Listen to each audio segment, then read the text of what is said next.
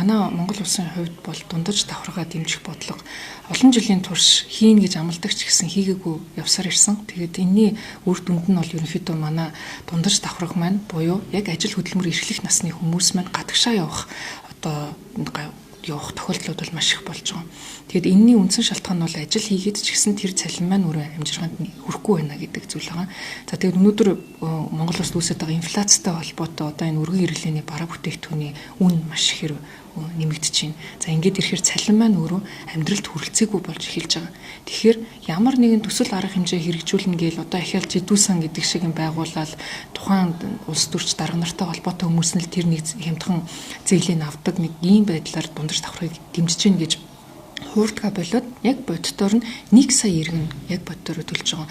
Энэ татварыг нь тэгш бүгдэнд нь одоо өөрсдөнд нь олгоод өөрсдөнд нь үлдээчих юм бол тэр чин хүний ахуйн амьдралд нь шууд нөлөөлнө. Одоо чинь 2 сая төгрөгтний цалинтай иргэн байлаа гэх чинь 200 сая төгрөг нь бол үлдэнэ гэсэн үг. Тэрийг төр татвар хэлбэрээр бол авахгүйгээр явна. Тэгэхээр энэ маань бол өөрөө өрхийн хувьд бол маш том одоо нөгөө нэг дэмжлэг болж өгнө гэсэн үг. Төсвийн одоо зөрүү гарч байгаа шүү дээ. Тэгээ хүртэл бууруулахад тэр зөрүүг одоо ханаас бий болгох боломжтой гэж байна. Тэгэхээр хувийн орлогын албан татварыг ерөнхийдөө шатлсан хэлбэрээр авдаг. Ер нь сангийн яамд тайлбарлахдаа болохоор өндөр орлоготой хүмүүс нь энэ татварыг бүрдүүлдэг юм аа. Тэгээд бага орлоготой хүмүүсийн цалингаас бол авдаггүй бараг тэр нь их том хувь биш гэж нэрлэдэг байгаа. Тэгээд энэ өндөр орлоготой хүмүүс нь татвар төлөхөд болох гээд байна гэж худлаа мэдээлэл өгöd байгаа. Яагаад тэрийг бас худлаа гэдгийг хэлэх үү гэхээр үндсэндээ бол 3 шатлал байж байгаа. Эхний шатлал буюу дундаж цалинтай иргэд маань бол өөрөө дангаараа 80% буюу 1.7 их нийтийг бүрдүүлж байгаа. Энэ хүмүүс нь 980 мянга гаруй хүмүүс байгаа. Хоёрдугаар шатлал буюу арай өндөр орлоготой болоод ирж байгаа иргэд нь 50000 хүн тэр одоо шатлалаар нь төлдөг. 3 буюу бүр өндөр одоо нөгөө нэг шатлалтай татвар төлж байгаа иргэд нь бол 2000 гаруй байж байгаа. Тэгэхээр тооны хувьд ч тэр нийт хүн амын орлогын албан татвараас бүрдүүлж байгаа нийт улсын төсөвт төлөрж байгаа мөнгөний дийлэнх буюу 80% нь нэгдүгээр шатны шатлалаас иргэдийн одоо төлсөн татвар байгаад байгаа буюу яг энгийн бүх шатанд ажиллаж байгаа иргэдийн одоо төлж байгаа татвараас энэ өөрөө бүрдэж байна гэсэн үг. За тэгэхээр 1.7 их найд төгрөгийн тухай бид нар ярьж байна. 1.7 их найд төгрөг улсын төсвөөс хасагдах болцоо бий юу гэдгийг жаа. Засгийн газар энэ дөр бол боломжгүй бид бүхэн одоо төрийн албан хаагчдын цалин тавьж чадахгүй, тэтэрээ тавьж чадахгүй гих мэтэр ингээд одоо хийхгүй одоо юм юмнуудыг тавьж байна. Гэтэл бид бүхэн маш сайн харж байгаа нэг тодорхой зүйл маань бол асар их хэрэгцээгүй төсөл арга хэмжээнүүдийг одоо татвар төлөгч нарын мөнгөөр улс хэрэгжүүлсээр ирсэн. Одоо жишээ нь бид нар зарим арга хэмжээнүүдийг одоо цаг нь болоог байгаа тань. Өнөөдөр амжиргаан ийм хүнд байхад бид бүхэн суманд очиж соёлын төв барих шаардлагагүй. Гэх мэтэр маш их улсын төсвийн өргөө зарцуулалтуудыг болох шаардлага байгаад байгаа. Одоо жишээ нь өнөөдөр дэлхийн эдийн засаг ямар хүнд байгаад байгаа лээ. Тэр хүнд байгаа тохиолдолд бид бүхэн одоо мега төсөл барих чинь гэл 2.3 их найдаар туулын урдны замыг явуулна гэд нийслэлээс хүртэл ингэж явсан. Тэгэхдээ нийслэл ахиад нийслэлийн татварыг бас ингэж нэмж байгаа.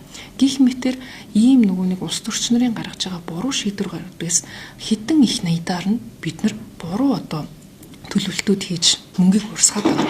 Гэтэл 1.7 их найд нь улсын одоо төсвийн зарцуулж байгаа 30 их найд. За тэгээд төрийн өмч компаниуд дээр байгаа 90 гаруй их найд өмчийг бид бүхэн зүгээр л тэр нэг өмчөөс гаргаж ирэхэд энэ 1.7 гэдэг бол ерөөсөө том товол биш. Харин яг иргэн дээр ирэхдээ нэг одоо хүний хувьд бол энэ бол асар том өөрчлөлтийг бас авчрахаар байгаад байгаа. Тэгэхээр бол үндсэндээ нөгөө Монголд ч ажил хийсэн ч ялгаагүй байд юм байна. Ер нь бол ингээд ажил хийгээд байгаа хүмүүс нь улам шийтгүүлээд байдаг. Татвараа төлөөд байгаа хүмүүсүүдийн чиглэсэн ямар ч бодлого байхгүй. Тэгсэн хэрнээ ажил хийхгүй, за эсвэл орлогогүй байгаа гэвэл ямар нэгэн тэтгэмжүүд аваад яваад идэг. Ийм тогтолцоо байгаад байгаа нь маш буруу байгаад байгаа. Тэгэхээр манай улс чинь өөрөө залуу хүн амтай. Тэр хөдөлмөрийн насны хүмүүс их. Тэр утгаараа бол бид нар хөдөлмөрийн насны хүмүүсээ дэмжсэн буюу ажил орлоготой байх, ажиллаа хийгээд цалингаа авахд тэр цалин нь бас өөрт нь өгөөжтэй байх. Тэр бололцоог бүрдүүлэх ёстой. Тэгээд үндсэндээ бол бас 24 оны сонгуулиар бүх намууд дундаж давхрыг дэмжин татвар бууруулна гэж амлалтуудыг бол өгсөн байна.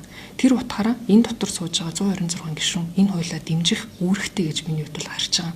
Тийм учраас одоо энэ 7 хоногт бол чуулганаар хилцэх хэсэг нь орно. Тэгээд тэгэхэд бол гишүүд маань намын бодлого үл хамаарч энийг бас дэмжээсэй гэж бол хүсэж байгаа. Ягаад гэхээр энэ маань бол 1 сая иргэн болон за тэгээд тэдгээр хүмүүсийн арга ир буюу одоо манай Монгол улсад байгаа бүх хүнд хамаатай маш чухал хуулийн төсөл байгаа учраас бас дэмжиж өгөх байхаа гэдээ л найдаж байна. Засгийн газраас оруулж ирсэн одоо татварын хуулиуд байгаа шүү дээ. Нэмэлт өөрчлөлтүүд. Энэ дээр таны хувьд ямар байр суурьтай байна? Яг иргэдийн одоо бодит орлогыг нэмэгдүүлэх, иргэдийн дэмжиж чадж байгаа зүйл харагдаж байна уу?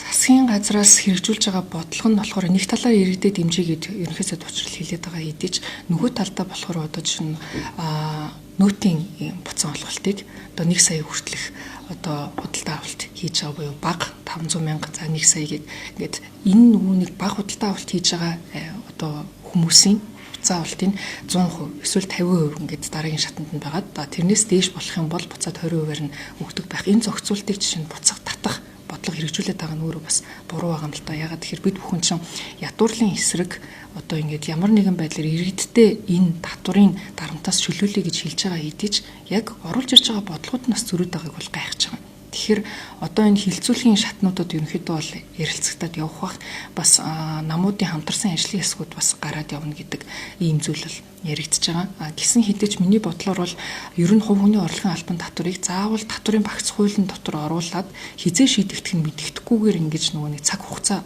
алдах биш. Бид бүхэн яг өнөөдөртөө шийдчихэж болж байгаа зүйлийг өнөөдөртөө тусад нь авч хэлэлцээд батлаад явах нь бол зүйтэй гэж бол харж байгаа. Түрүүн бас та дурдж байна одоо хөдөлмөр эрхлэлтийг дэмжих хэрэгтэй гэдэг. Энэ дээр миний хувьд ер нь ямар бодлого барьж ажиллах хэрэгтэй гэж харж байна хөдөлмөр эрхлэлтийг дэмжих. Хөдөлмөр эрхлэлтийг дэмжихэд бид бүхэн бас нэг орхигдуулсан байгаа зөв нь бол одоо цагийн ажил эрхлэлтийг бид бүхэн манай бодлогоороо нийгмийн одоо нөгөө нэг хөдөлгөөн нийгмийн хамгааллын яамн дээр энэ өөрөө их тутмаг зохицуулалтад явж ирдэг. Одоо чинь оюутнууд маань байгаа. Тэгэхээр манай Монгол улс бол маш залуу хүн амтай. Тэгэхээр ингээд оюутнууд маань оюутныхаа одоо нөгөө хичээлийнхаа хажуугаар цагийн ажил эрхлэлээд гэхэд тэрнээс нийгмийн даатгалын шимтгэл бид бүхэн авдаг. Нийгмийн даатгалын шимтгэл цагийн ажлаас аваад ирэхэр чинь оюутан дээр гар дээр ирж байгаа цалин маш бага болоод ирдэг. За тэрнээс нь гадна ажил олгогч нар нийгмийн даатгалын шимтгэлээс нь цухтаагаад тухайн оюутанд одоо гэрээгүй ажиллуулах тохиолдол маш их гарч байгаа. Ирнээс нь үүдээд тухайн оюутан одоо хөдөлмөрийн үйлчлэгт одоо өртөх маш их эрсдлүүдтэй одоо чинь 100-ны 3 сар барилга дээр ажиллаад цалингаа авч чадаагүй оюутнууд бол маш их байгаа. Тэгэд энэ өөрөө асар том хүндрэлийг үүсгэж байгаа учраас цагийн ажил хийж байгаа хүмүүсээс бид нийгмийн даатгалын шимтгэлийн чөлөөлөд өгье. Ингээд ирэхэр чинь хүмүүс маань боломжийнхоо хэрээр ажил хөдөлмөр эрхлэх өөрийнхөө цаг завандаа тааруулаад ажиллаа одоо хийгээд явах боломж нь бүрдэж ирнэ. Энэ жишг бол олон улс ч гэсэн маш их одоо нэвтэрсэн буюу залуучуудынхаа хөдөлмөрт эрхлэхэд нь дэмжиж бас дээрэс нь тэр хүмүүсийн эрх ашиг бас ингэж хамгаалж өгөх бодлого байгаа. Тэгэхээр энэ талаас нь эхлээд бид бүхэн бол ингээд татварынхаа бодлогыг бааз суурийг нэмэх тал руу явах хэрэгтэй байгаа. Тэр нь хөдөлмөр эрхэлж байгаа хүмүүсээсээ яаж их татвар авах вэ биш, харин яаж бага татвар аваад хүмүүс бүгдээрээ хөдөлмөр эрхэлж эхлэх хүсэл эрмэлзэл төрөх вэ? Дээрээс нь далд эдийн засгийг яаж илрүүлэх вэ гэдэг тал дээр нь бол ажиллах хэрэгтэй. Миний харж байгаагаар бол Монгол улсад хөдөлмөр эрхэлдэг ч гэсэн татвар төлөггүй маш том бүлэг байгаад байгаа. Тэгэхээр татвар төлөхгүйгээр яваад байгаа хүмүүс нь яг ямар ч одоо хариуцлага хүлээхгүй явж болдог. Татвар төлж байгаа хүмүүс нь л улам илүү их татварын дарамтандаа ороод байна гэдэг чинь нөгөө дундаж давхраг маань өөрөө байхгүй болох үндсэн суурь байгаад байна. Тэгэхээр тэр утгаараа бид бүхэн маань бол татварыг илүү шилэн болгоод, илүү хөнгөлөлтөй болгоод хувь хүн төлөхөд дарамт болдоггүй болоод ирэх юм бол нийтээрээ татварын төлгөө төлдөг тэр зарчим руу ороод татварын бааз суурь сайжраад ингээд эдийн засаг маань бас илүү сэргэх бодлого болох гарна гэж бодож байна. За нэмээд бас нэг зүйл асууж байна. Монгол улсын одоо хүн ам зүйн борлого дээр таны ямар бодлого баримтлах хэрэгтэй гэж харж байна. За төрөлт буураад байна. Яраа эндэгдэл бас ихсээд байгаа. Тэгэхээр бас та дөрөв төрдөж байна. Халамж аюу гол их байдаг ингээд яг үндсэн бүлэгтээ ингээд хүрч чадахгүй халамж тэтгэмж их байна гэж байна. Таны хувьд бас одонтой ээж мөнгө хүүхдийн 100,000 төгрөг дээр бас дуурайд бас нэлийн иргэдийн шүүмжил ярьж ирсэн шүү дээ. Тэгэхээр яг хүн ам зүйн бодлого дээр зөв бодлого хүүхдүүдээ залуу гэр бүлүүдийг ээжүүдийг дэмжих ямар бодлого хэрэгтэй гэж харж байна. Хүн ам зүйн бодлого дээр ерөнхийдөө бол бас газар нутагтай холбоотой бас гажуудал үүсэж байгаа нь сүүлийн жилүүдэд маш хүчтэй ажилтаад байгаа нь ерөөсөө хот буюу хотод бол маш олон одоо охтууд маань сурахаар их сургууль сурахаар ирээд тэгээд ерөнхийдөө бол хоттой үлдээд олон одоо эмэгтэйчүүд бол хотод байгаад харин дээд босвол эзэмшээгүй буюу одоо хөдөө мал дээрээ байгаа маш олон залуучууд байгаад байгаа. Тэгэд энэ хоёрын хооронд ч бол гэр бүл төлөвлөлтийн үндсэн асуудал үүсээд энэ маань бол ирэх жилүүдэд улам хүндрэх хандлагатай байгаа. Тэгэхээр энэ өөрөө нэг том бодлогын асуудал байгаа. Тэр нь нэг сайн тал нь юу вэ гэхээр манай монголчууд бол нөгөө охтуудыгаа бас их дэмждэг. За манай хүү бол одоо ингээд мал дээр өөрийгөө аваад яваад амьдарч чадна. Охин маань бол боловсрол эзэмших ёстой маа гэдэг өнцгөөсөө охтуудыгаа дандаа хот руу явуулж их сургууль боловсрол эзэмшүүлээд ингээд орлоготой байх одоо нөгөө нэг болцоог нь бол дэмжиж явсны бас одоо нөгөө зүйл нь бол ажиглагдчихж байгаа юм л да. Нөгөө талдаа төрөлт маш ихээр манай бол буураад байгаа. Энэний үндсэн шалтгаан бол одоо нэрийн дэгдэлтэй холбоотойгоор хараад үзэхэд ерөөсөө Улаанбаатар хотоор аваад үзэхэд энд эрүүл амьдрах орчин байхгүй байгаа тийм. Тэгэхээр ингээд хүүхэд төрүүлээ гэхэд тухайн хүүхдийн нийгмийн хэрэгцээг бид бүхэн цэцэрлэг сургуулийн хангаж чадахгүй байгаа тийм. За дээрээс нь тухайн хүүхэд маань өөрөө гадаа гараад тоглоомын талбай байхгүй. За ингээд нөгөө хүүхэд чинь аюулгүй гарцаар гарахч боломжгүй ийм нөгөө хүнд орчин үүсгэсэн учраас гэр бүл төлөвлөлтөндөө хүмүүс за нэг жоохон хүлээж аваад болъё. За нэг орон байраа сайжруулчаад болъё. Гих мэтэр ядууралтай холбоотойгоор ерөнхийдөө бол бас манад хүндрэл бол үүсэж байгаа. Ер нь бол бас маш олон хүмүүс нөгөө ядуу гэр бүлүүд олон хүүхэд төрүүлдэг. Тэгээд ийм байдаг боловсролтой холбоотойгоор одоо эмэгтэйчүүд маань өндөр боловсрол эзэмшээд байгаа учраас хүүхэд төрүүлэх одоо юу багассан ч гэдэг юм байдаг. Тэгэхээр нөгөө нэг нийгмийн маш том бодлого учраас ганцхан нэг фактороос болж ийн гэдэг биш. Нөгөө талаа яг бид бүхэн улсын хувьд бодлогоо тодорхойлоод явах цаа бол хамгийн гол нь эрүүл амьдрах орчны баталгааг нь бид бүхэн нийтээрээ гаргаж өгөх ёстой байгаа. Тэгэхээр утааг бид бүхэн яаж шийдэх ёстой юм бэ? Утаа гэдэг маань бол өөрөө ерөөсөө эрчим хүчний дутагдал байгаа.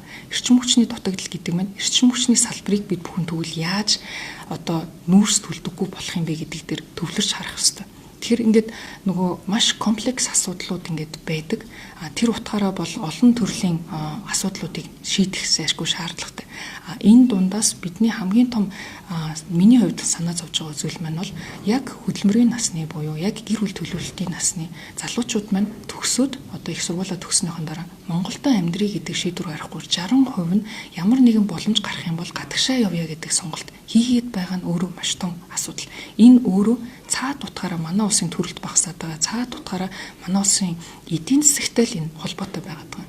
Хэрвээ эдийн засаг сайн байгаад, хэрвээ хүн амьдрах орчноо сайхан болгож чаддаг байгаад, за тэгээд хүүхдийн боловсролд мөнгө төгрөг зарцуулах бололцоо байдаг байх юм бол энэ өөрөө аяндаа сайжраад явчих бололцоотой. Ягаад тэгэхээр манай улсын хүн ам зүйн одоо гурвалжин байна бол үндсэндээ бол залуучууд нь өндөр байдаг. Тэгэхээр тэр утгаараа бол энэ өөрөө бодлогын алдаанаас үүдэлтэй ийм гажуудлаас үүсэж байна гэж харж байгаа. Тэгэхээр хүүхдийн мөнгийг нэмэгдүүлэх, заас талантай ээжийн мөнгийг нэмэгдүүлэхдээ ээжүүд санал бодлоо илэрхийлдэг. Энэ тэтгэмжийг ер нь нэмэгдүүлэх нь яг зөв бодлого байж чадах уу?